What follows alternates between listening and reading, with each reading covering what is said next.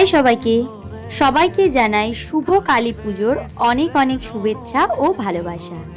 এখানে আমি আমার রেডি হয়ে ঝটপট বেরিয়ে পড়েছিলাম মায়ের দর্শনের উদ্দেশ্যে। তো ফার্স্টেই মিষ্টির দোকান থেকে মিষ্টি কিনে চলে যাই আমাদেরই বনগাঁ শ্মশানে, শ্মশানকালীকে পুজো দেওয়ার জন্য। তো ফল মিষ্টি সমস্ত কিছু নিয়ে কুপন কেটে চলে যায় মায়ের দর্শন।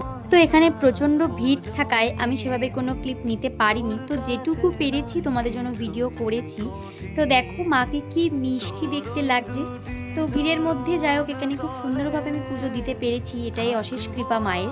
তো তারপর ধূপ দীপ দেখিয়ে মাকে এখানে এই প্রদীপগুলোকে রেখে আমরা চলে যাই প্রসাদের উদ্দেশ্যে।